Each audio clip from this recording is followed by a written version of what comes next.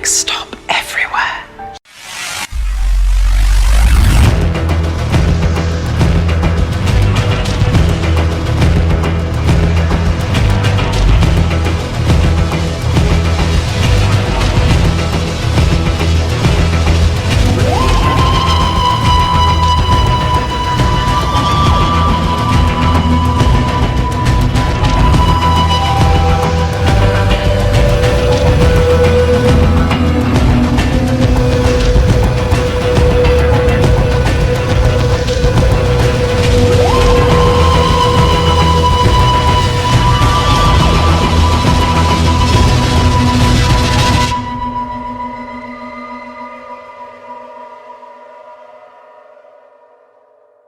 Hello again, everyone. Welcome back to Next Stop Everywhere, the Doctor Who podcast. I'm very excited today. I'm Charles Skaggs, one of your co-hosts, one of your partners in time, back in the TARDIS. Well, technically the Basement of Solitude, but we're kind of gradually reopening the TARDIS. We're everybody's got to keep their social distancing, 6 feet apart and whatnot. But we're opening up some rooms, here and there, but. Otherwise, I'm here with my other partner in time, Jesse Jackson. How you doing, Jesse? I am great, Charles. I've resisted the urge to try to do a fake Scottish accent based on our episode, which I think was the right choice. I'm excited, and I'm excited about our special guest companion. Yes. So, joining us all the way from, north of me is welcome back to everyone. Please welcome back to Next Stop Everywhere, the wonderful John Takacs. Thank you so much for returning. We've missed you, John. So glad you could join us. So welcome back, John. Oh, thanks, guys. Appreciate it. And speaking of, you've got your what did you go to the Fortress of Solitude there? My Basement of Solitude. Yes. Your Basement of Solitude. I've got the Ohio Type 40 vault behind me. Nice. So Yes. I like that. I like that a lot. And I decided, I got my mask in case I need it for social distancing. Rocking the Cyberman mask. Nice. Yeah. Nice. I didn't have a Zygon, so I had to do that. So. Well, it's great to be back. I appreciate you guys having me back. Oh, anytime, John. You're always welcome. And if nothing else, you could say it was a Zygon that turned into a Cyberman. So there you go. True. Right. Just I will take that. Yeah. So like for me, I have like a few action figures relating to this episode, but John completely outdoes me, blew me right out of the water with all his wonderful memorabilia behind him. He's got posters. He's got action figures. Models, looks like there. Lots of cool stuff. Probably some miniatures in there as well, if I'm not mistaken. Oh yeah. It's a collection that's been going strong for over 30 years. That's very cool. That is cool.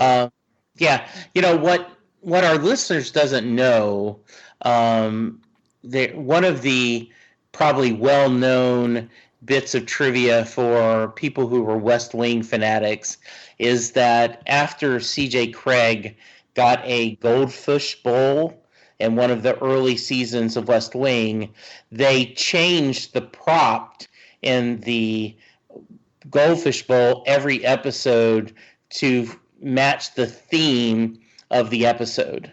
So like if it was a Christmas episode, they would have a small Christmas tree or something. Really? And so Charles, and sadly, the audience doesn't get to enjoy that. This is for an audience of 2, but behind Charles there was three.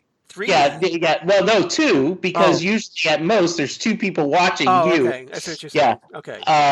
2 people watching me is what you're saying. There's a shelf behind him, and he rotates whatever he uses, an action figure or his Funko dolls or whatever it is, for whatever of the Doctor episode we're discussing. He usually has a prop that represents that. Funko figures, thank you very much. No. Yes. Well, it's action figure theater.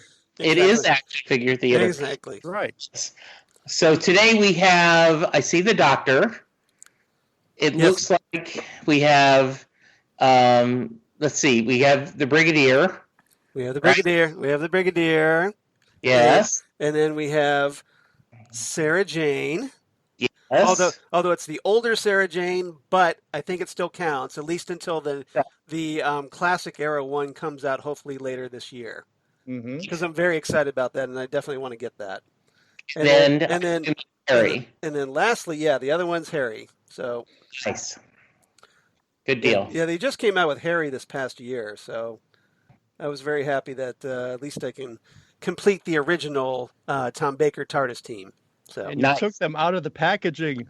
That's right, because you play with them. That's the whole point. Yes, we do. You don't just look at them to collect dust on a wall. So you're missing a Zygon over there, though. I don't have a Zygon. I want one. Really? I want one. Yeah, that's one that's a gap in my collection. I don't have them all. I wish I did, but I got quite a few. So, but hopefully someday I will get a Zygon. So there you go. So hey, birthday's coming up in a few weeks, in case anybody's wondering. But I'm just throwing that out there. If you want to give the gift of Zygon for Charles's birthday. All right, so eBay, exactly. Yep. So speaking of which, everybody, here at episode 186, you guessed it, we're talking Terror of the Zygons, one of the classics from the early Tom Baker era, written by Robert Banks Stewart, the writer of The Seeds of Doom, which, hey, John and I talked about here on this very podcast. We did. Once upon a time. One of my first exposure to Doctor Who back in the day. We talked about that. This one is directed by Douglas Camfield and was the first serial from season 13 in 1975, starring, of course, Tom Baker as the Fourth Doctor, Elisabeth Sladen as Sarah Jane Smith, and also late, I guess, Ian Marter as Harry Sullivan. So, sadly, only Tom Baker's with us. And hopefully for many years to come, right, Tom? Knock on wood, fingers crossed. Yes, indeed. We don't want to lose you as well, but obviously it has to happen eventually. But before we get started and talk about the guest cast and the trivia, John, you haven't been on for a while. So if you don't mind, why don't you kind of give everybody an update about how you've been doing, especially throughout this horrible coronavirus crisis?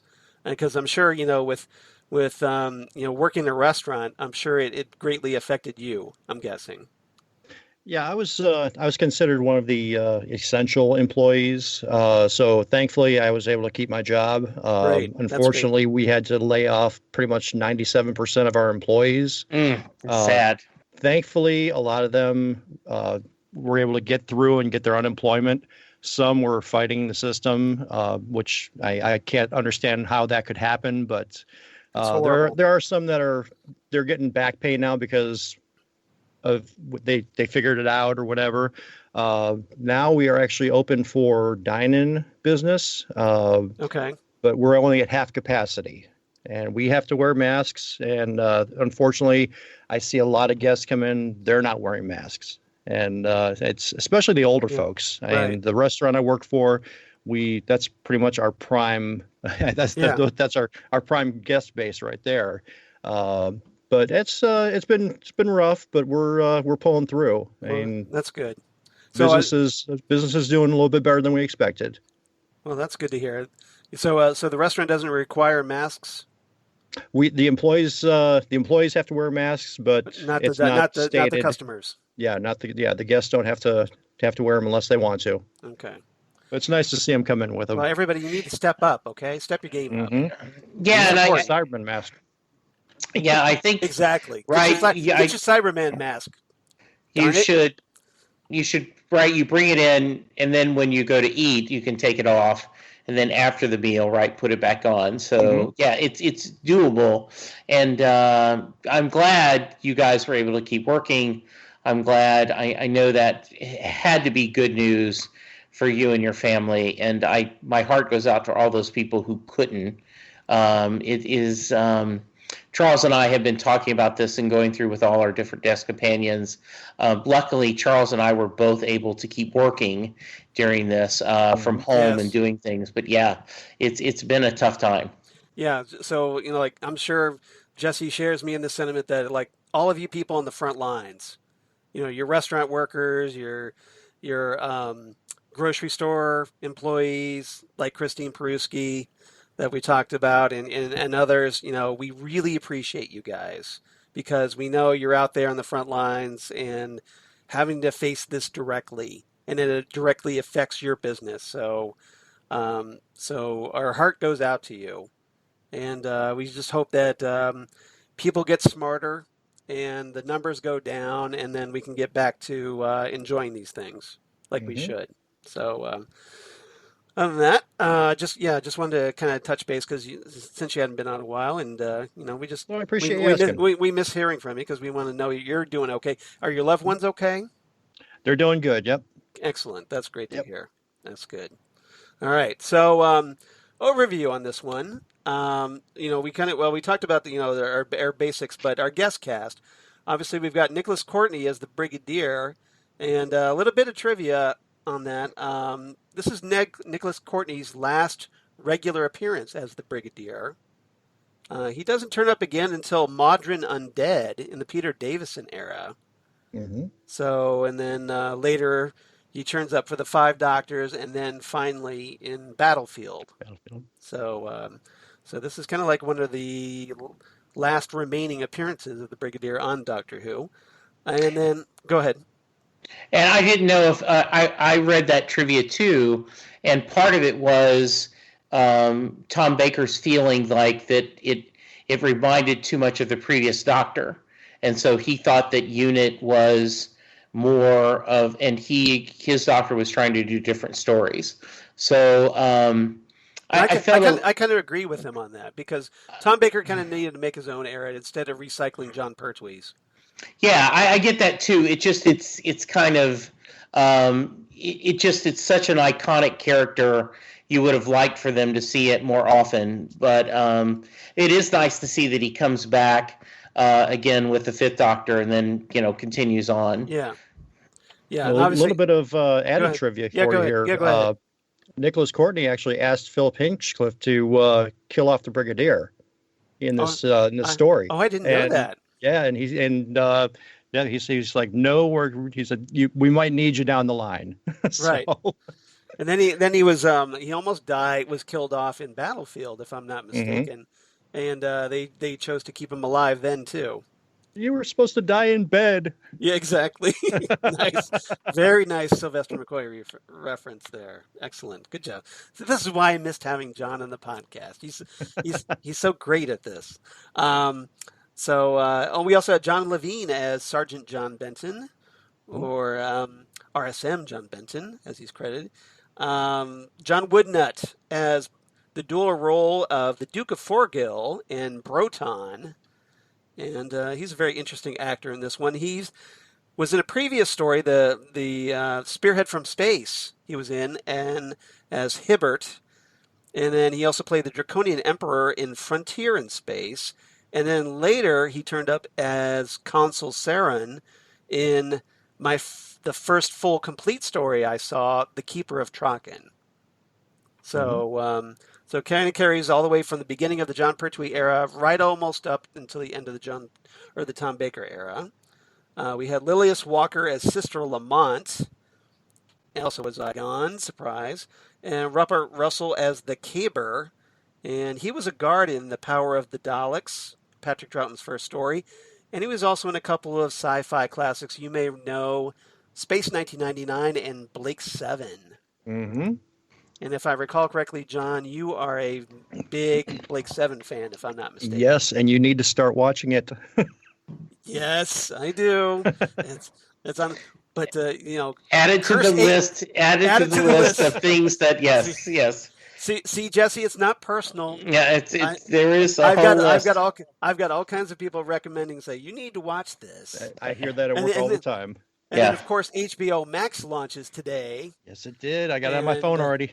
And hey, it's got Doctor Who on it, you guys. So if you've been missing your new Who, and if you already got an HBO subscription, you already get HBO Max. So just a little heads up on that one while we're thinking about it. Lastly, also, I want to mention Angus Lenny as Angus, appropriately enough. He was in a Patrick Troughton story. He played a character named Storr, Storr, not Store. And he was also in the movie The Great Escape, one of the classic films, if you're at all familiar with that movie. So I thought I'd give him a little shout out. Now, we talked about the Brigadier. Now, this story, and John probably is already aware of this because he is the trivia king. This apparently was originally intended as the finale for season 12, which would have ended the TARDIS crew's adventures and delivered Harry Sullivan back to Earth. But instead, because of scheduling, they held it back and then decided to make it the first story of the following season, season 13. Yeah, I was reading it's something to do with them changing, like instead of premiering in 1 month, they wanted to move it up and premiere it into a different month. So they were able to make that change. And so this was, this was my first time seeing this episode.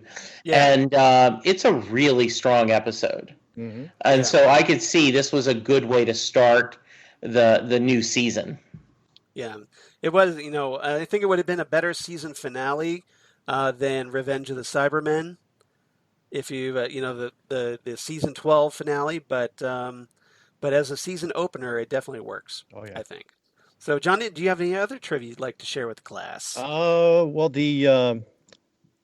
the beginning there was actually a deleted opening. They were originally going to have the TARDIS materialize invisible, just like in The Invasion, one of my favorite Patrick Troughton stories. Yeah, we need to talk about that one. Absolutely.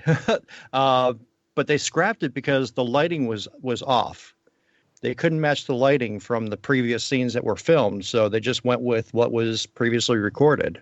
But yeah, so it was like a continuity decision. Yeah, exactly. Because like I said, with the everything they had filmed, because obviously they don't film things in order. The lighting was like way off, and they couldn't get it to match just right. So they was just like scrap it, and you could actually find that it on YouTube. Yeah. So, okay. Nice. Because it was filmed outdoors, right? Yeah. You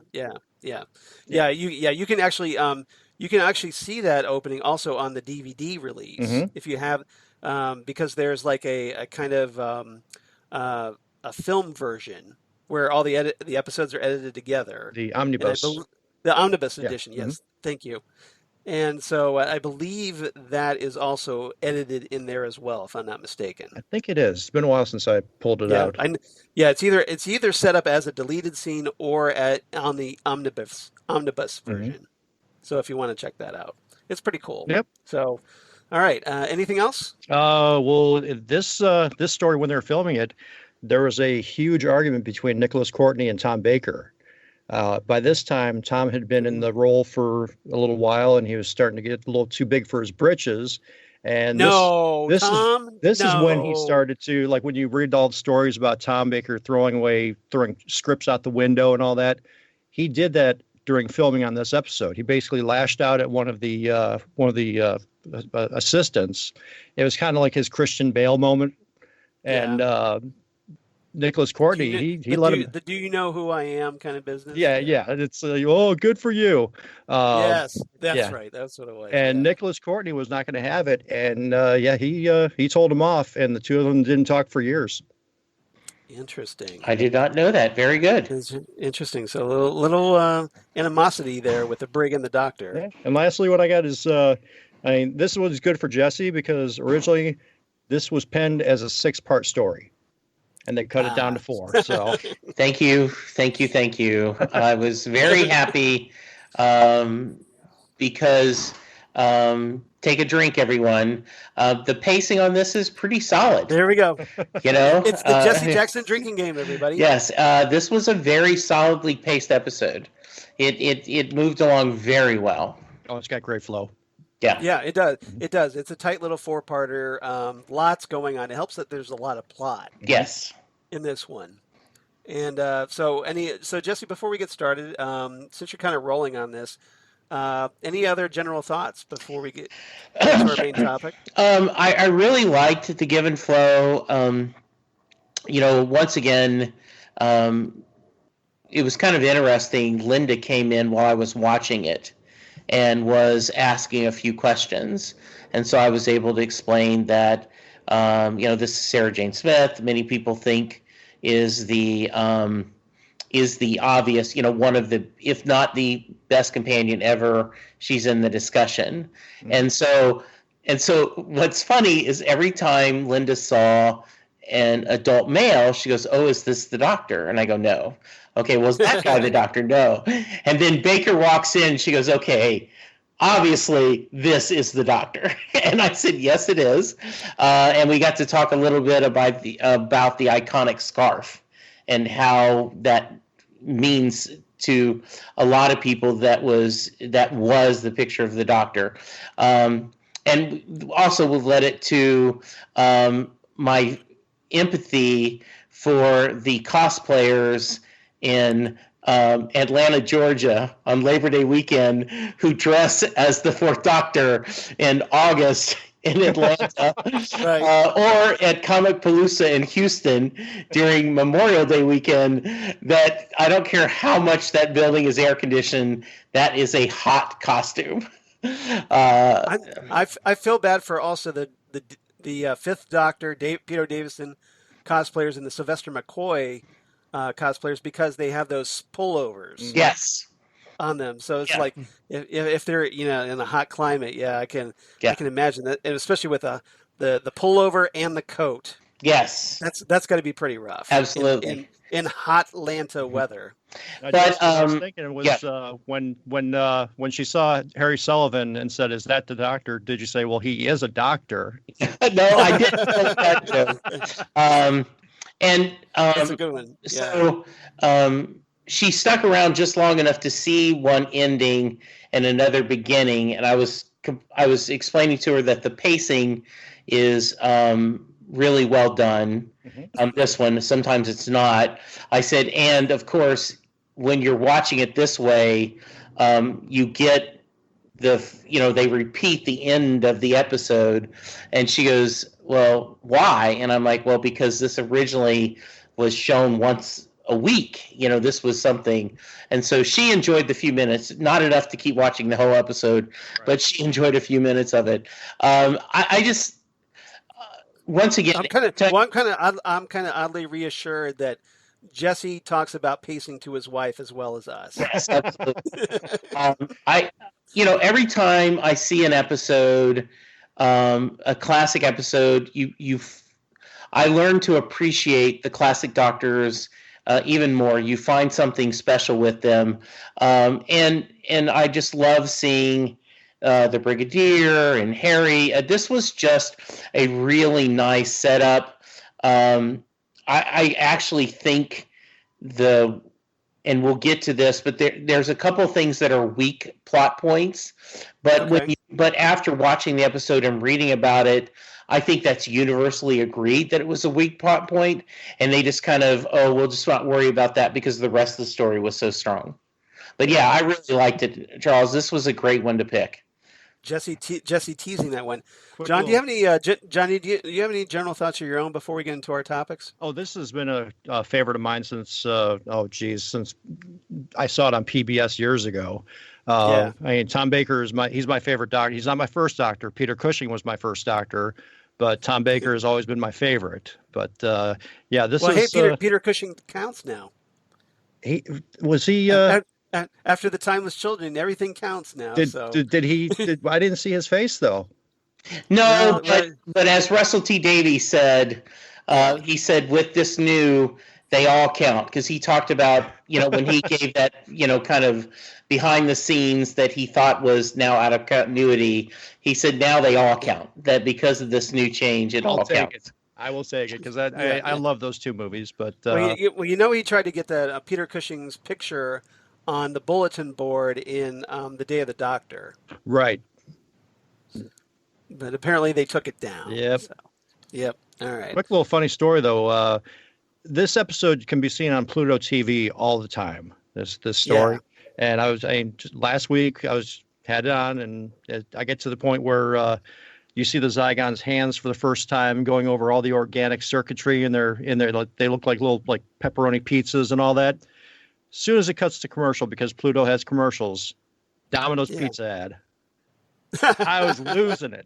That is great. That is really great.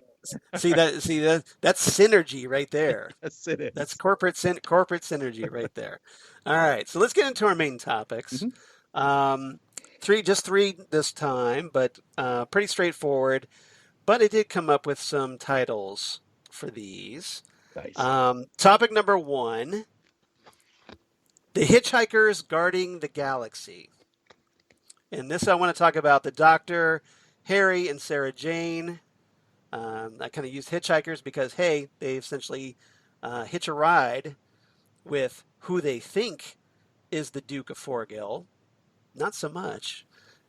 Back to so that they could reunite with the Brigadier and unit. So John, since you're our wonderful special guest companion this time, what are your thoughts about our three leads in this one? Well, this one I really feel that the companions had a really strong story. I mean, Harry has always been kind of like the Mickey Smith of the classic era. Yeah. And this one, he really shined. Harry Sullivan is an imbecile. Right. And he made up for it in this one. And he was kind of like the man of action in this story, it's too bad because we could have seen that more and more early on. And this was his last story. And Sarah, I love Sarah in this one. She gets to actually use her investigative skills when she's looking for information on the monster. And she's with her questioning and everything. And she's like, this is like one of her gems in my opinion.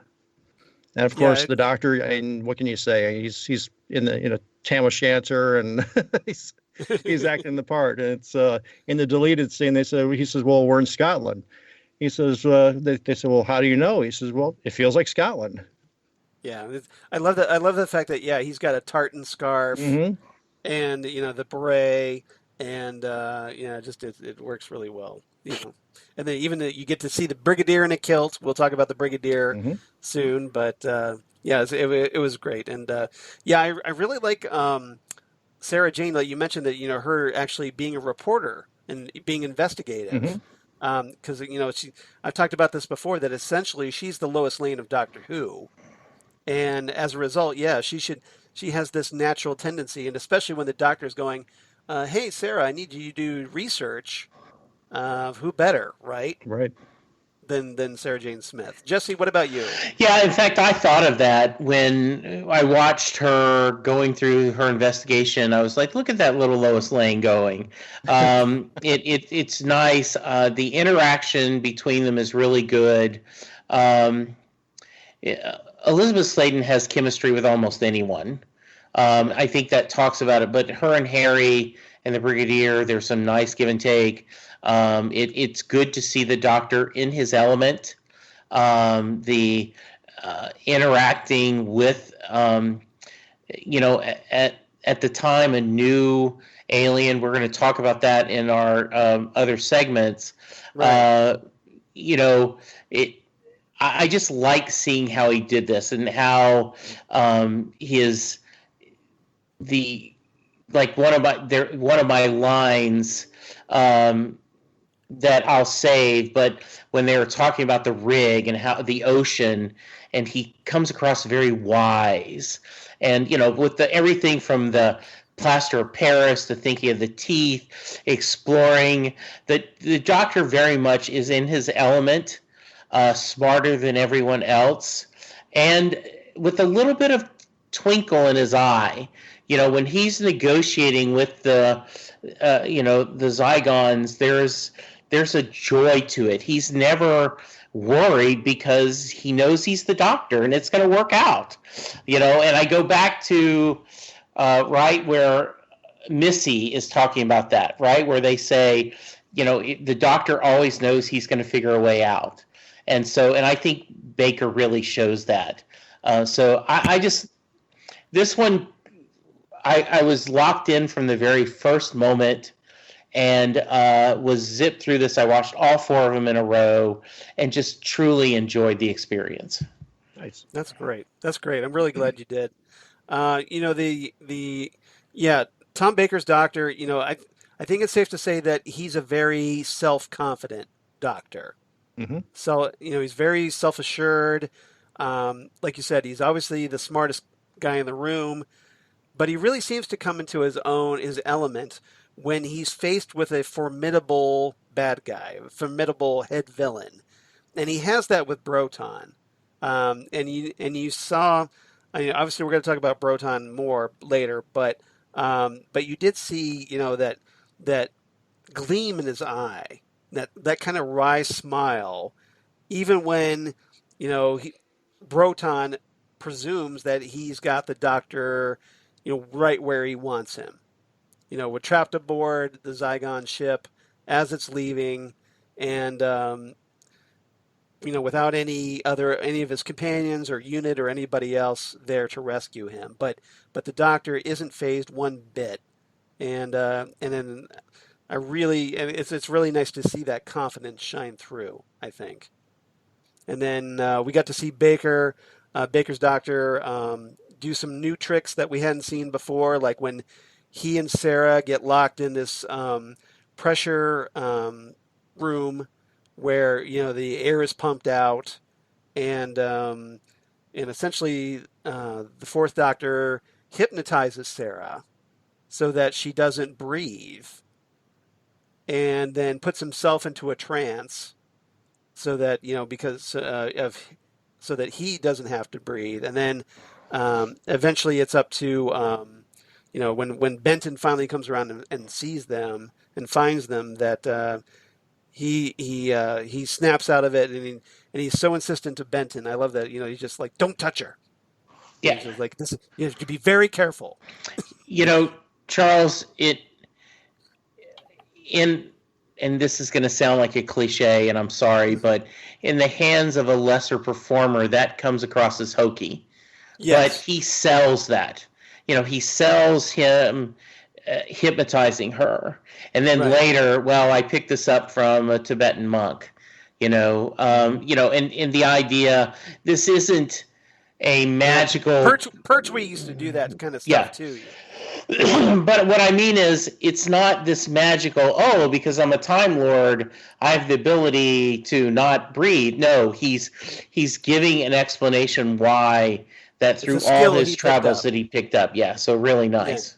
Yeah, it was good. And Harry, you talked about that even the companions get plenty to do. Harry, he's got his own little sequence where, he's looking out for that rig worker, and who stumbles into shore out of the sea, and then ends up getting shot across the forehead as a result, and then ends up getting captured by the Zygons, taken back to the Zygon ship, and it kind of shows the contrast of how far Harry, I think, has come since his debut in Robot, where he's not going around like some kind of foppish Englishman.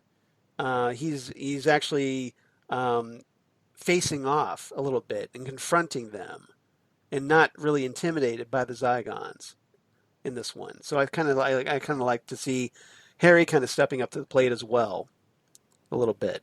Well, you got to figure too. As a doctor, he was pretty much like a first responder when he saw the guy on the beach. So right. He did what he was supposed to do. Yeah, that's his train. I mean, he's trained for it, and that's his instinct, and as it should be. And so that's why I think Harry gets a little underrated as companion sometime. All right. Anything else about our three leads in this one? I'm good. Yep, I'm All good. Right, John. All right. Moving on. Topic number 2. The hills are alive with the sound of units. Very nice. So, never said I could sing. So here I want to talk about the Brigadier, Benton, unit, of course, and might as well throw Angus in here as well. Angus, the innkeeper, or the tavern owner, whatever it really was. All we saw was the bar, so I don't know what else. And we know that Angus kind of perched on top playing the bagpipes, much to the Brigadier's chagrin, at least. So I want to get everybody's thoughts on these characters. And Jesse, we'll start with you on this one. Thoughts on the Brig and unit? It's always good to see. This is unofficially Brigadier Month. Yes. So, Yeah, this yeah. is. Although we kind of are becoming officially Brigadier Month. Yeah, I really like the interaction. Um, one of the things that they sell is the Brigadier is comfortable with the different versions of the Doctor, and has that comfort with them, and that he understands they are the same yet different. So I always like seeing that. I loved the interaction. It was good seeing, and I guess I'm gonna mention this, but like last time we got Bessie. This time we got a Range Rover, Yes. driving around. That was nice. And I was trying to figure out, like, is the steering wheel on the right side of the road? Like in Scotland, how do they drive? Because it looked to me like the steering wheel wasn't on the correct side on my version, but I may have misunderstanding. I may have misremembered. Last time I checked, they drive on the left side of the road. That's according to the internet they do. So I like them. I don't have a lot to say about the innkeeper, though I always love hearing bagpipes. They were good. They served their purpose, supporting the story. The Brigadier looks great in his green sweater. That part of the uniform when he's wearing that. He knows how to rock that sweater. He does know how to rock it, and we get that great ending when the Doctor wants to, like, hey, do you want to ride in the TARDIS? They're like, no, and they make the joke, right? Like, hey, we should have gotten their return tickets, so we could have cashed them back. I just like this a lot. I love the interaction between them, and how they even cover up at the end. They talk about, well, we're going to have to silence this, and like, how will we? We've done this before, right? Like, and that's an ongoing theme in the Doctor, both in the modern era and the classic, that no one seems to remember all these things that happen, and not through some magical, man in black flashlight. Though Torchwood has the forgetfulness potion and pills, but overall they just work this. So it was just the retcon. Yeah, the retcon. Yeah. So yes, yeah, I was happy with it. Very good. All right, John, how about you? Well, I think this is one of Unit's stronger stories, because a lot of the stories in the past, their Unit just seems like the Keystone Cops. And like last week when we talked about the Ambassadors of Death. Yeah, exactly. The whole the warehouse scene where I think the biggest badass out of the group was the Brig, but this time they worked cohesively as a unit. Not say no pun intended. But they just tactical squad. Yeah, exactly. They were more of a tactical squad. Yeah, they're more of an actual group than we've actually seen them in the previous stories. There's so many times you could compare them to stormtroopers, where they're firing and not hitting anything. Of course, the aliens are killing them off left and right. But this time they really proved themselves. And I love the fact with the Brigadier, when he gets the phone call from the Prime Minister. He says, "Yes, madam."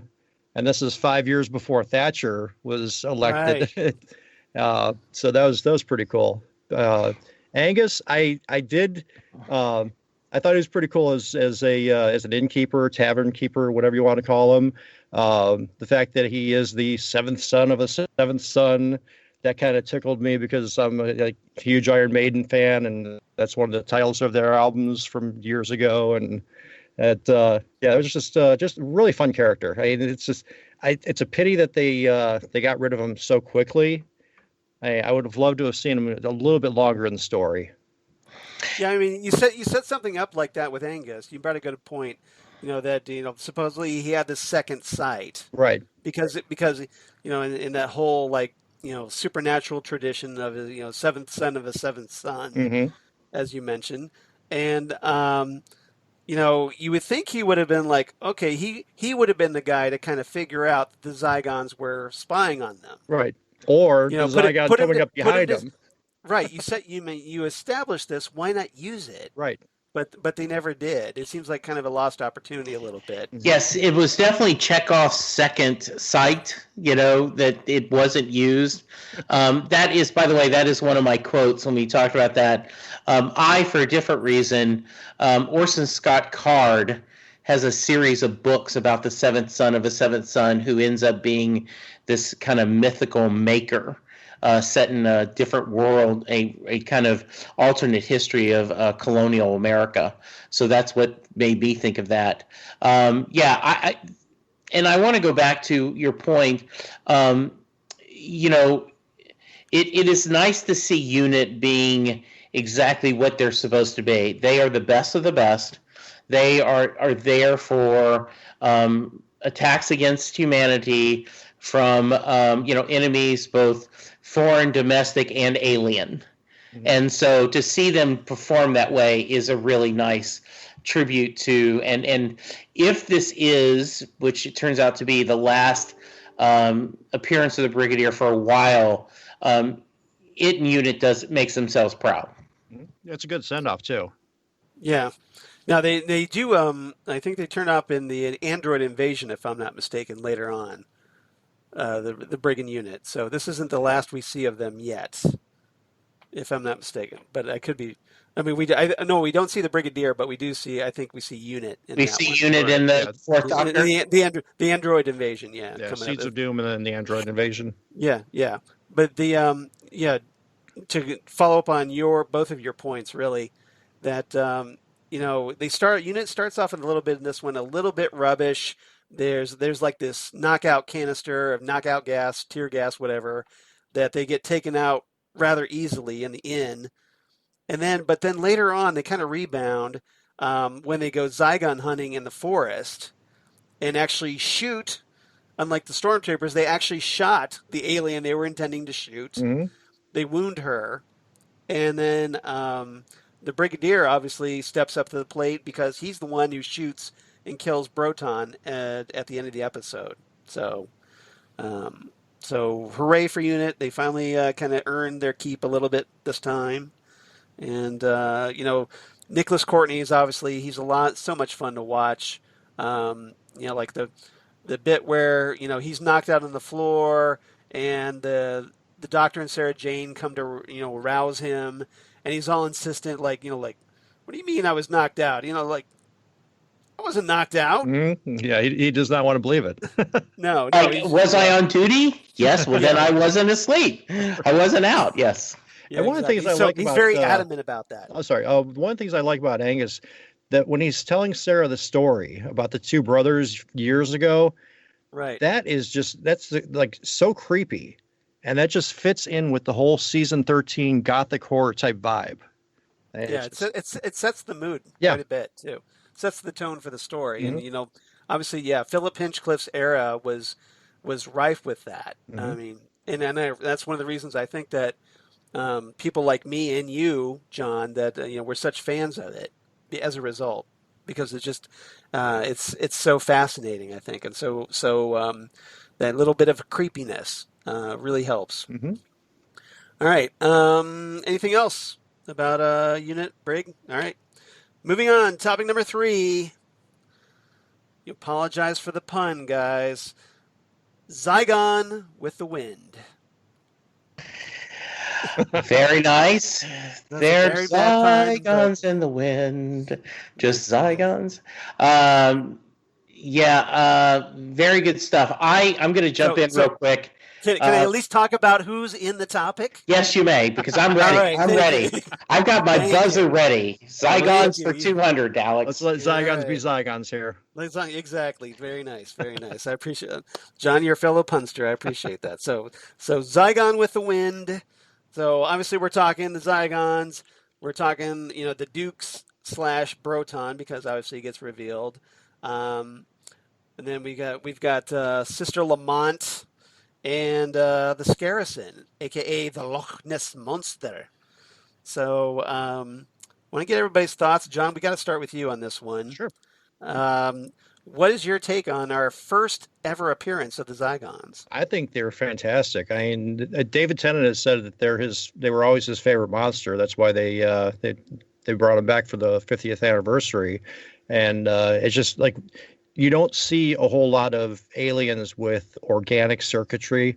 I mean, we had the Axons back in John Pertwee's story, the Claws of Axos. But these guys, they were something else. Just the big heads, the suckers.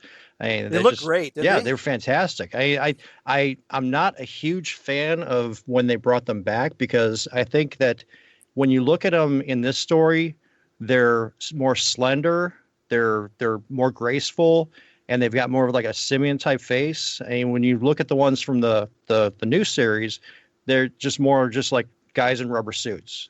And I love the way that they moved. They had this gracefulness, like they were like almost dancers at times. And the whole thing with their ship had been grown basically. That's just that always gets me when something it's not made, it's created a different way like that. Yeah, they're it was very interesting. They're this very organic looking monster.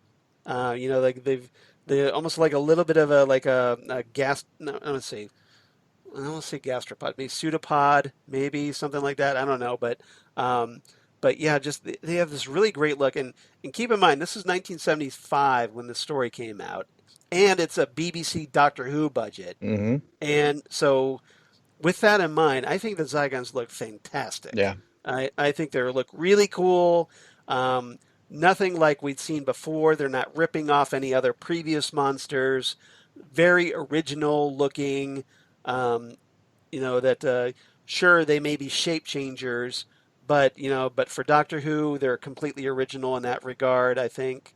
And they have this plan.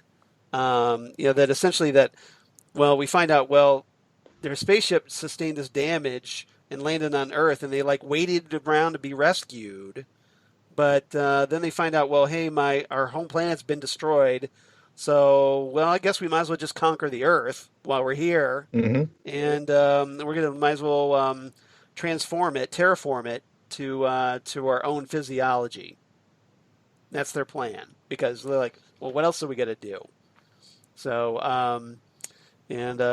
Just obviously that gets picked up on a little bit later when we talk about, the Day of the Doctor and the Zygon invasion later in the Capaldi era a little bit. Jesse, how about you? What are your thoughts on the Zygons?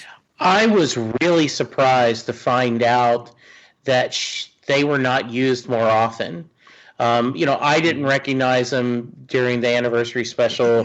Friend of the podcast, Ken Schaefer, was watching this special with me that we had come over and had a miniature, Whovian party, him and his son Parker. And, he was immediately, oh, it's a Zygon, it's a Zygon. I was surprised that. So now you can understand why he was so excited. And I don't understand why they weren't used a couple more times. I think they were really good. I compared after you mentioned that, John. I did an imagery. I just did a quick Google search of classic versus modern. I guess maybe it's just the performance, because as far as makeup wise, it looks pretty close. They made it it's a little more with a more money on the budget, but they didn't. This isn't a Klingon thing where we now have money, let's make it look totally different than what classic Trek did. So everybody gets a bumpy forehead. You get a bumpy forehead. Yeah. You get a bumpy forehead. They were really interesting villains. They were very cocky. It was a nice reveal. We know, because the title is Terror of the Zygons, so that when we see that hand, we know what they are and what it's going to be. Mm-hmm. But I thought it was a nice tease to see that. Wasn't that a great cliffhanger at the end of episode 1? Yes. Where the Zygon reaches out and puts its hand on Sarah Jane's shoulder, and then she turns around, and then he comes right at her, you just see that face. and then they cut Mhm. perfectly with that. And I think it's a nice reveal that you don't understand at first why you seem to be viewing this through kind of a lens, and later you get the reveal of why that was happening. I thought that was well done. Sometimes you want to go, okay, I don't understand the plot. I don't understand what is motivating this villain. And this is a very clear motivation. They've lost their home world. They want to make it their own. They're playing the long game. The only downside, and after reading this, the Loch Ness Monster looks bad, and it is Yes, it does. It is the weakest part of the story, and I think as I read, they wisely decided that it was the weakest part, so we're going to spend less time talking about that. And so we didn't get as many images of Nessie.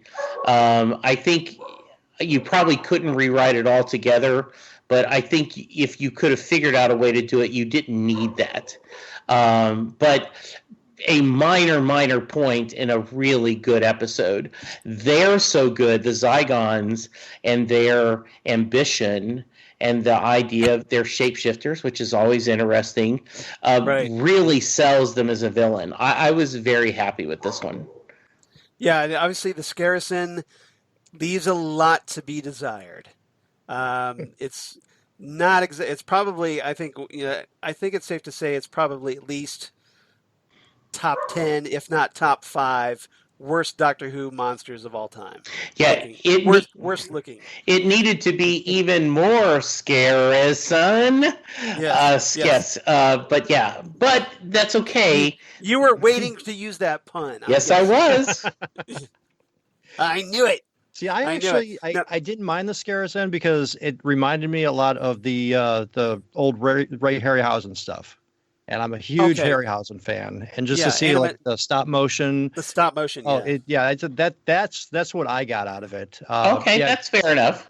Granted, at the end when he pops up out of the Thames and he's chewing on the signaling device, that was hokey. That was hokey. But I mean, the bit before where he's chasing the Doctor through the moors, right. I really dug that. I liked it. I mean, they shot that as probably as good as they could, or edited, I should say, as well as they could. To make it look more menacing, but in Tom Baker really sells it. That whole sequence.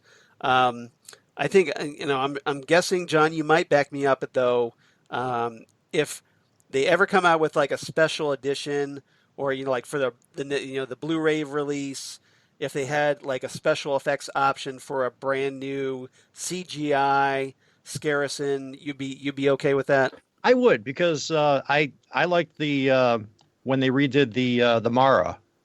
Yeah, and that was some really good CG. In Kinda, yeah. So if they did that with the Scaracin, that'd be cool. Yeah. I think it could. That would be something they could easily replace with CGI. You got to admit though, it's better than the Mirka. There you go. Yes. Anything. With from Warriors of the Deep. Yes.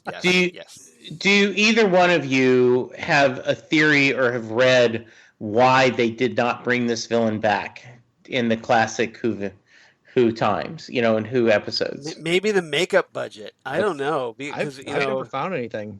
Okay. Yeah. It does seem like a lost opportunity because fans. They were such fan. I mean, people were just they love the Zygons as a monster. So and I know that fans had clamored for their return.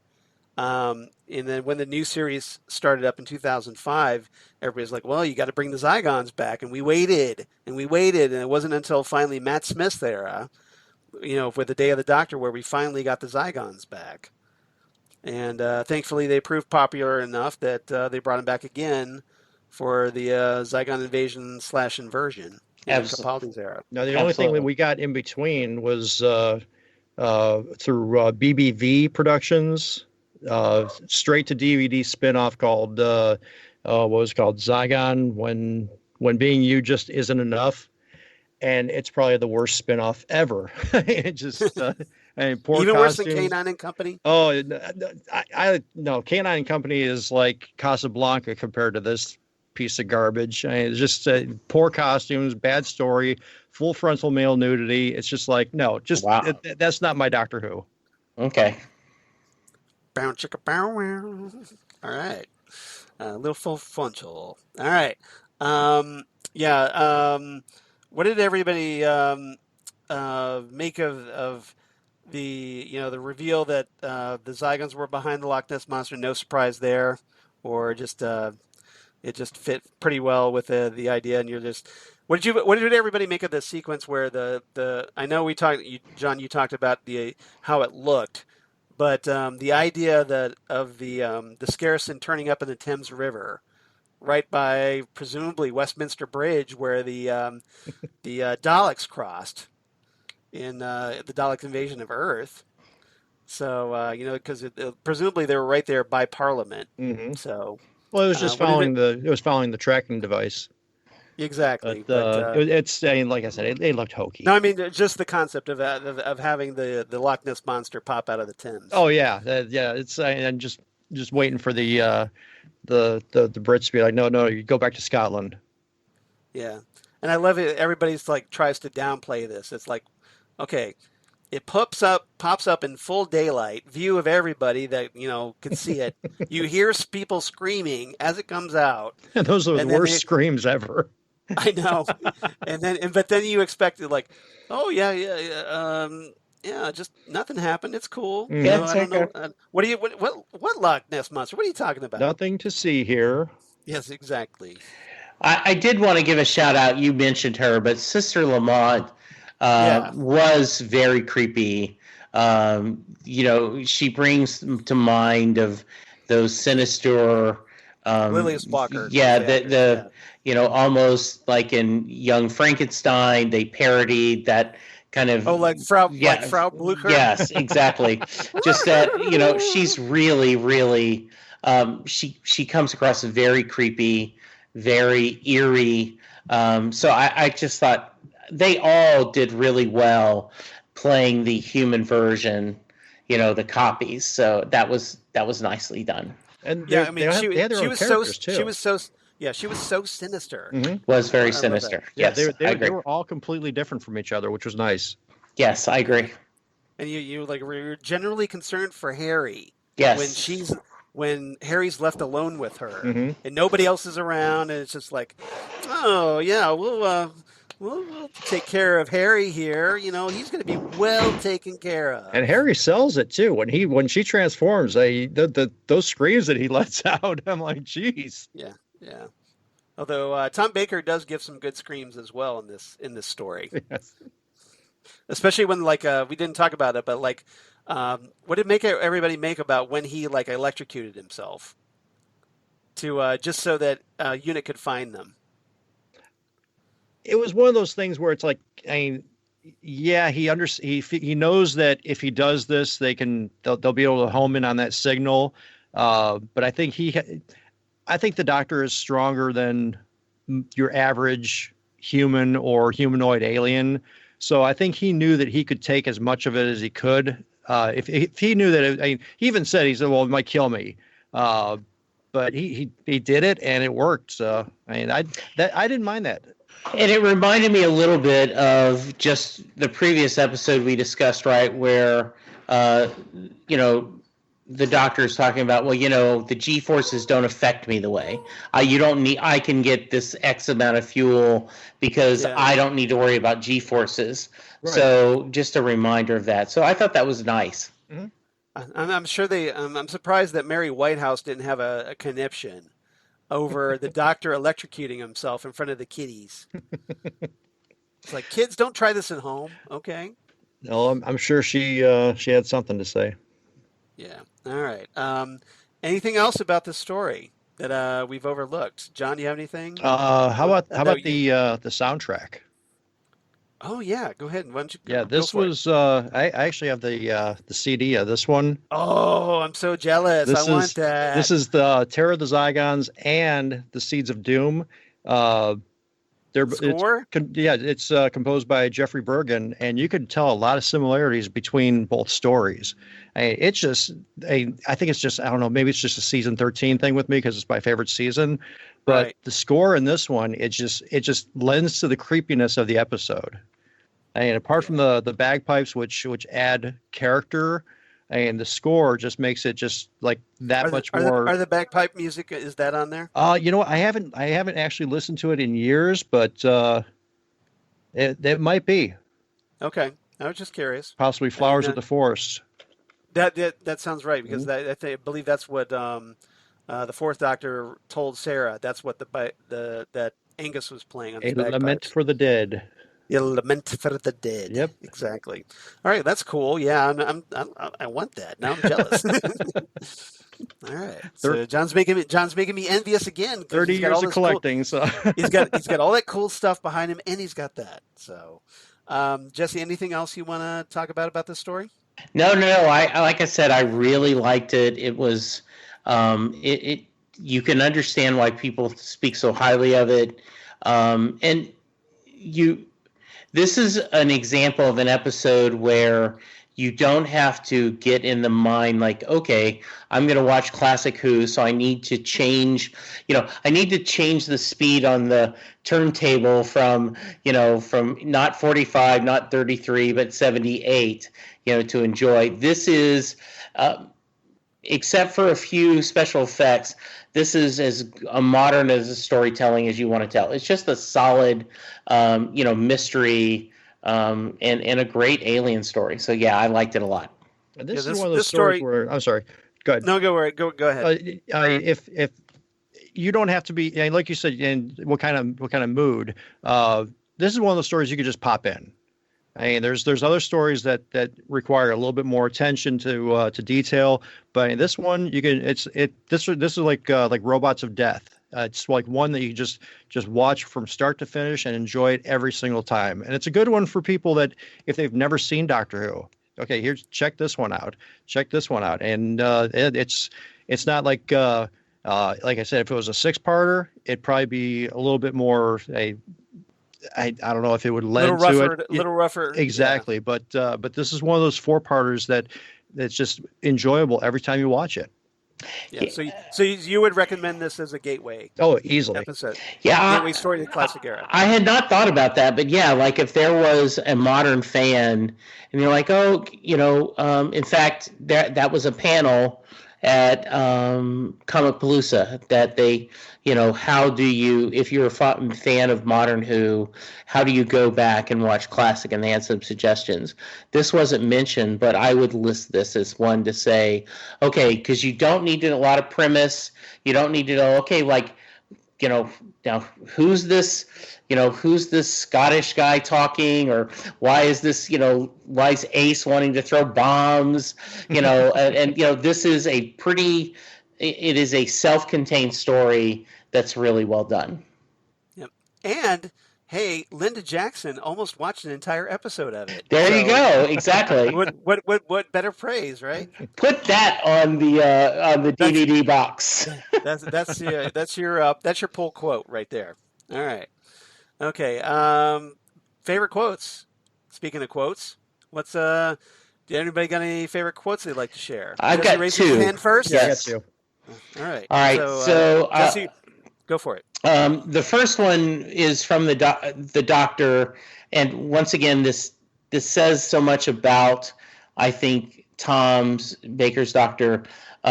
Huckle is talking. He says, "Difficult to be sure. It was at night. The radio picked up some strange sound, but as far as we know, the sea was calm and empty." And the doctor goes, "It may be calm, but it's never empty."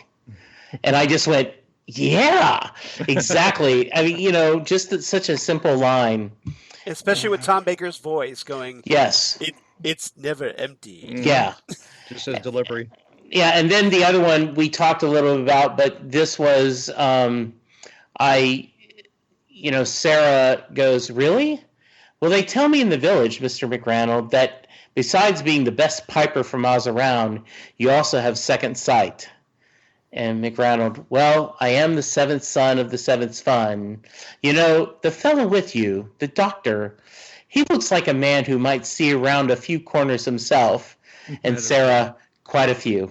And I just love that. I am a little sad we didn't get a payoff on that, because it would have been nice to see McRandall and the doctor share a couple of scenes about, you know, the psychic ability and seeing that. But I really love that episode, and that kind of both are quotes that kind of set the mood of what kind of episode we're getting. I love the phrase "see around a few corners." I love that. I think that's a cool phrase. Mm-hmm. Yeah, I agree. Yeah, good euphemism. All right, John, how about you? Mine are both kind of funny ones. The first one is between the doctor and Broton. Broton says, "You admire our technology, human?" And the doctor says, "Well, I'm not human. I've seen better." And I just that one gets me all the time. Yeah. Now he follows up pretty good with that, though. Because he talks about like better than this, and then he transforms, and the doctor's like, "Oh yes, very good, very good." Almost impressive. Almost impressive, yeah. Yes, very nice. That you know, like that's almost kind of like in the range of "You're a beautiful woman." Probably, yes. And only Tom Baker can do it like that too. It's, right. It's perfect. That put down, but phrased in such a polite manner. Right. And you got any other quotes? Yeah. He's again talking to Broton. He says, "But you can't rule the world in hiding. You've got to come out onto the balcony sometimes and wave a tentacle." Yeah, that's a good one. I love that one too. I almost wrote that one down. Yes, and I just picture the tentacle, you know, on the balcony and doing that. Yes, doing the royal wave. Yes. Hello. Floppity, floppity, floppity. Those were my two. Exactly. I've got a couple myself. John stole a couple of mine, but thankfully I got two more. No, you're fine. You're a special guest. You get first dibs. All right. So this one, the doctor is talking with Brigadier Lethbridge Stewart, and I love that. By the way, I love that the Brigadier talks to Sarah Jane about his Scottish heritage. You know, she's asking him about his kilt, and he's like, "Well, Miss Jane, Miss Smith, you know, like I am, you know, a Lethbridge Stewart," and he emphasizes the Stewart because, and I think Clan Stewart. From the Clan Stewart, but you know, if you remember, the writer of this, Robert Banks Stewart, and he's Scottish, so I kind of wondered if that was kind of like Robert Banks kind of hyping his own clan, as it were, through the Brigadier. I just thought it was a cool moment. All right, so the doctor's talking, and he says, "When I left that psionic beam with you, Brigadier, I see that it was only be used in an emergency." And the Brigadier replies, "This is an emergency." And the doctor replies, "Oil, an emergency? Ha! It's about time the people who run this planet of yours realize that to be dependent on a mineral slime just doesn't make sense. Now, the energizing of hydrogen, ... So yeah, he's gonna, you know, like one of those hydrogen engines. Like, so here we have the doctor because, hey, he's a Time Lord. He's all timey-wimey. He's already up on his hydrogen engines back in 1975. So a little bit of predicting there from Doctor Who. And then later in the story, when the Zygon spaceship kind of rocks as there's an explosion going off because of the depth charge or whatever, and the doctor makes this comment to Broton. He's like, "Sounds like the Brigadier." So anytime there's an explosion, that bang big enough? Yeah, exactly. Yes. I didn't write that down, but I love that one too. Yeah, so the doctor, is just like, "Sounds like the Brigadier to me." So it's his calling card, a big boom from a weapon. All right, what's everybody's ratings for this one? John? I'm gonna go 9 out of 10. Let's see, how did I write this down? 9 out of 10 Harryhausen inspired scares in. Nice. Well, I am 9 out of 10 mounted deer heads. I like this one a lot. Yeah, so I kind of did a version of what John did, but not the exact same thing. So I'm gonna go with mine. I gave it 8.5 out of 10 Loch Ness monsters in the Thames River. There you go. So Nice. pretty So high marks from everybody on we this like one. this one a little bit more than you. Yeah, you Yeah. did. I mean, I think I kind of took off some points, obviously, for the Scarison, but Yeah. this is still, that eight. was my point. Just Yeah. the scene at the end where he pops up out of the Thames. That just Yeah. that took the point off. But this is still a solid Doctor Who. Oh yeah, absolutely, very much so.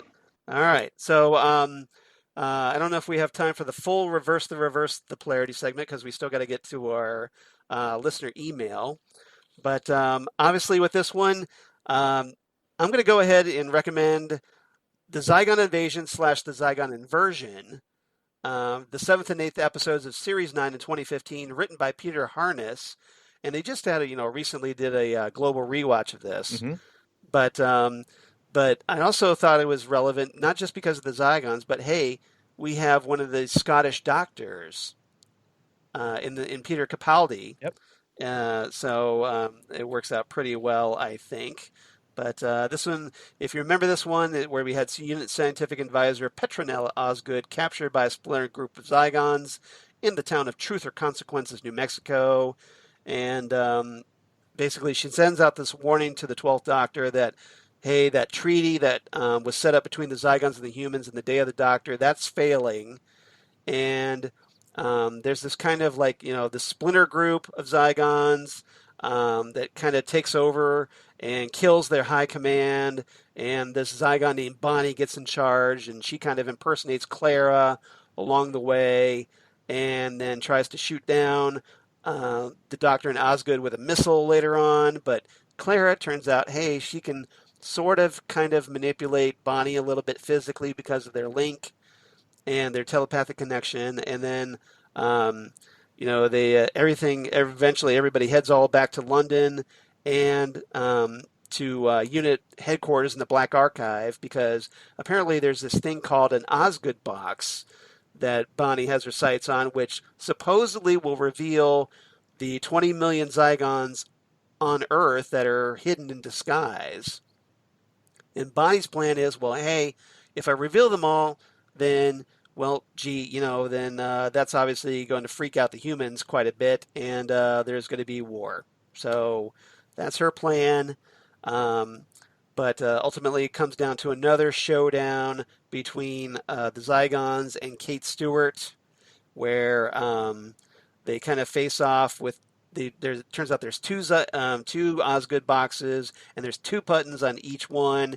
And the question is, well, hey, will the buttons either unmask the Zygons, or will it make their human forms permanent? And so there's a little bit of face-off. The Doctor tries to talk everybody out of this, talking about the Time War and I had such guilt, you guys. And then the Doctor ends up wiping Kate's memories of the peace treaty. Bonnie kind of gives up, realizing the boxes were empty in the first place, only a ploy. And then she calls out the Splinter Group, and then she ends up taking the form of the replacement Osgood duplicate that was killed by Missy. So there's 2 Osgoods again, and that's absolutely that story. So pretty cool story. I thought the Zygons were pretty effectively used in this one. And if you like Terror of the Zygons, definitely recommend Zygon Invasion / the Zygon Inversion. And we get a very cool Capaldi monologue. Yes. One of his speeches. Yes. Yeah, one of his speeches that I think he does a great job on. So very good choice. Yep. Highly recommended. All right. So listener feedback. David or Holly? Which one do you want? I'll take Holly this time. So why don't you take David? All right. I'm going to change it up on you. Yeah. Yeah. All right. So from David K. Proctor, what's not to love?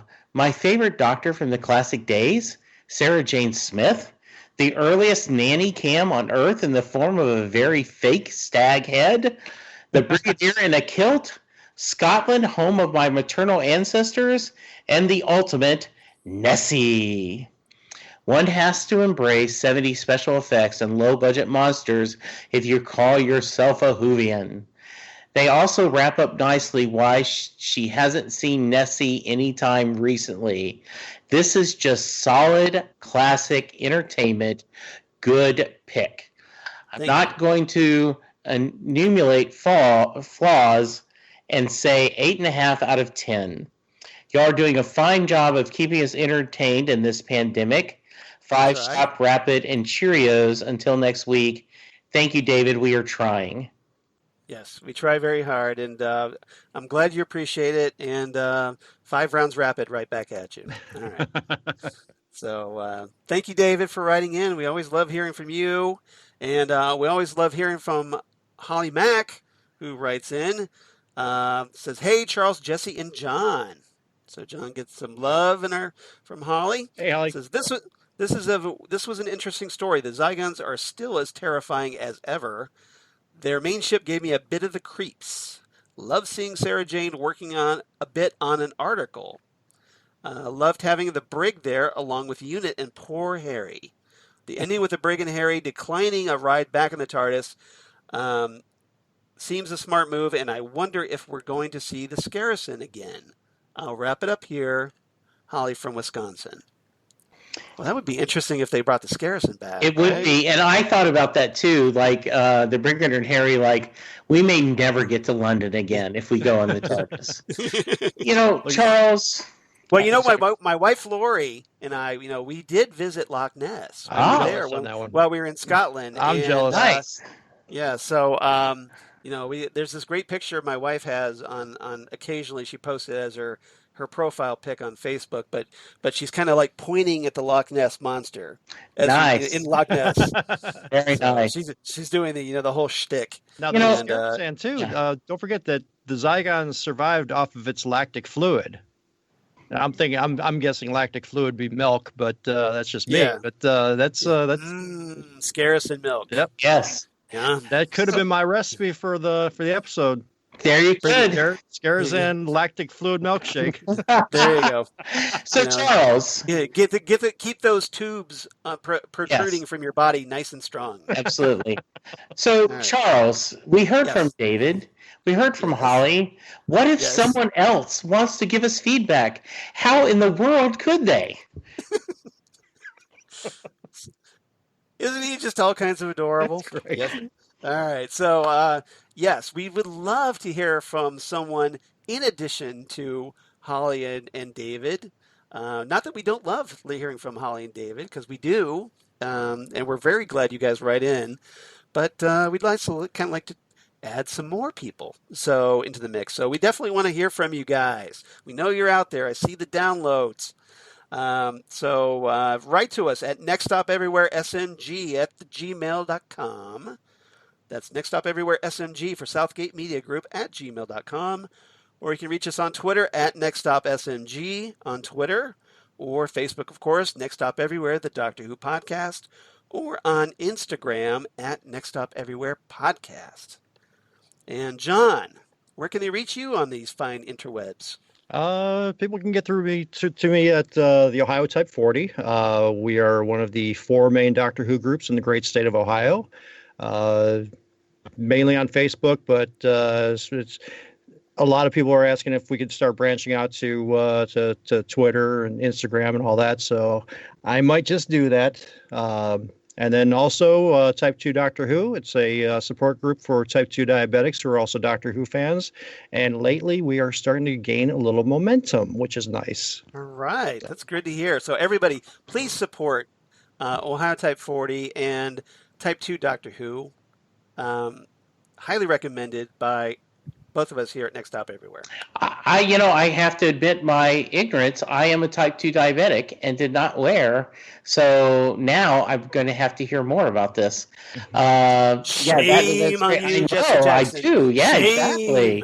Yes. Shame. Ding, ding, shame. All right. I'm using the Game of Thrones shame, by the way. That's what I'm thinking of. All right. Jesse, how about you? Where can they reach you? Well, you can certainly find me on Twitter at Jesse Jackson DFW. You can hear me with Charles. We just recently brought back from the depths of the Loch Ness, or at least the retired hanging out with the Scarrison. Yeah, retired pool of podcast, and we brought back the Phantom Zone podcast, where Charles and I talk about comic book TV series, and we are discussing Stargirl. And if you are not watching Stargirl either on CW or the DSC universe, you are missing. It is really something sweet and special. We also, coming up later this month, we will be revising Titan Talk, because Doom Patrol Season 2 is coming out. So be looking for those. And then, of course, Set Lusting Bruce, the Bruce Springsteen podcast, where I talk to musicians, fans of music from around the world, discussing their story. And I'm thinking, John, I need to have you on so we can do an episode talking about your favorite bands. And coming up later this month, finally, after much begging and pleading, the great Charles Skaggs joins me on Set Lusting Bruce. And I will tell you... The only finally was Jesse finally asking me to come on the show. Oh, I've asked you multiple times, but you never bothered to do it. But I will tease. He may have. He does have one of the best answers ever on Does Mary Get in the Car at Thunder Road.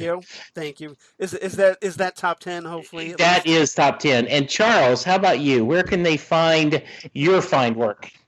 Yes, well, in addition to me guesting on Jesse's Set Lusting Bruce, after he finally reached out and coordinated the damn thing, you can check me out, of course, at Charles Skaggs on Twitter, at Charles Skaggs on Instagram, Facebook, Charles Skaggs in Hilliard, Ohio, and my blog, Geeky Things. Damn good coffee. And hot. Damn good coffee and hot. Where I talk about all the stuff we talk about here on Next Stop Everywhere, your Doctor Who, Torchwood, Sarah Jane Adventures. And hey, Doctor Who and Torchwood, they're on that HBO Max thing. Pretty cool, right? And also news of my other podcast that I do for Southgate Media Group, in addition. In addition to what Jesse said, the Phantom Zone podcast that we brought back to talk about Stargirl, which has been surprisingly good in its first couple episodes. And then Titan Talk, the Titans podcast. Well, like Jesse says, we're reopening Titans Tower finally to talk about Doom Patrol Season 2 here at the end of June. And then Ghostwood, the Twin Peaks podcast they do with Zan Sprouse, whom everybody's heard here on Next Stop Everywhere, who's all kinds of crazy awesome, as we talk about Twin Peaks, David Lynch, and a ton of pop culture references because, hey, it's Zan and me, and that's what we do because we're so good at it. And so hope everybody please check that out because we have a ball, and hope you guys enjoy it. So everybody, John, thank you so much for joining us once again. We really appreciate that. Well, thanks for having you me coming back. by because we haven't had you on for a while, and glad you reached out and said, hey, I want to talk some Zygons. Yeah, I hope you had fun. I hope you had fun, sir. I did. It was a great time. Yeah, I want to echo that. It is really great to have you on, and I love your insight. I love staring at your wall, and so that sounds dirtier than it is, but yeah. He's like, I don't care about you. I just love your wall. Yeah. So yeah, great, and I agree with Charles. You're welcome anytime. We love having you in the TARDIS with us. Well, I really appreciate it. You are a fountain of knowledge, sir, and you're always welcome on this podcast. Thank you so much. And like I told you before, that this is the first time I've actually talked to the two of you on our own. Right. Usually it's just the two, like John and myself, and so we finally got Jesse here, so it's kind of nice. Yeah, this is a lot of fun tonight. Yeah. Thanks. That's great, John. And like I said, you're always welcome back. Thank you. All right. Jesse, any final thoughts before we sign off? Well, did we not get any bonus material for any of the rewatches this time? Is there any? Well, we did. There wasn't anything. I mean, they basically had the Rings of Akaten, where they had this cool, they had people on the internet submit their performances of the long song and they kind of stitched that together as a choir. So that's pretty cool to check out. Highly recommended. And then apparently, this coming Friday, so this would be the 30th of May. Apparently that they're going to be doing what Emily Rosen is referring to as the penultimate Doctor Who lockdown, which brings a little tear to my eye because these have been so great, and I hate the idea that this is the penultimate. Yeah, I do too. Meaning the next to last Next to one. last, Yeah, and so they're going to be talking about, on that one, they're going to be talking about New Earth and Gridlock. Right. So they're doing those back to back. And apparently Russell T Davies is supposedly writing a sequel for that. So I'm kind of wondering if it's going to involve when Captain Jack becomes the face of Bo. Oh, that could be big. That's my speculation. Okay, So we'll see. very nice. We'll see what he comes up with. But Yeah. so stay tuned. I'm sure we'll talk about that more next time. So I have one more question, Charles. I'm sorry to interrupt you. I know you're on a roll. I was rolling. Yeah, you said if I had other questions, so No, ask that question. ahead. All right. Go So right ahead. let's see. 2 weeks ago, we talked about the second Doctor. Last week, we talked about the third Doctor. This week, we talked about the fourth Doctor. Next week is my birthday on our normal recording night, so we're working that out. Well, but that's what I was. What is coming up on our next episode? What Doctor could it be? Well, since Jesse needs an entire week for his birthday, we are going to. And what's wrong with that? There's nothing wrong with that. There's absolutely nothing wrong with that. Just an observation. That's all. So because of that, we're going to skip a week. So apologies to everyone out there in advance, but Jesse wants to celebrate his birthday, and there's nothing wrong with that. So be patient with us, and then come on back on June 10th, 2020, as for episode 187. We were originally going to talk Arc of Infinity, but thanks to special request by a special guest companion, Hannah Scarappa, who's going to be joining us for that episode, we are going to be finishing out Brigadier Month and talking Modern Undead. Ooh. Yes. So Nice. So Hannah herself, she emailed me and she's like, I like Jesse's idea. So is it okay if we switch? And I said, well, Modern Undead is part one of the Black Guardian trilogy. Okay, fine. We'll talk about Modern Undead if we have to. Well, because we didn't want to mess that up because we were so thrilled Hannah was joining us, so we didn't want to, it wasn't fair to say, oh, by the way, Hannah, we're changing the episode. So I'm so glad she was okay and embraced Brigadier Month for us. So that's great. Well, just think of it this way. Omega is used to waiting, so... And he's somewhere in the antimatter universe going, curse you, next stop everywhere.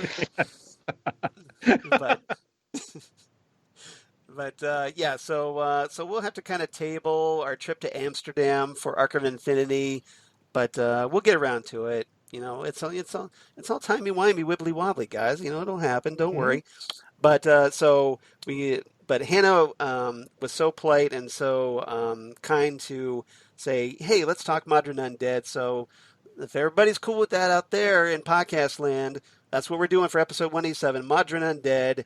You got to come back for that, right? We built it up, right? So, John, thank you again. Jesse, thank you as always. And we'll see you next time right here on Next Stop Everywhere, the Doctor Who podcast. Goodbye, everybody. Bye, everyone.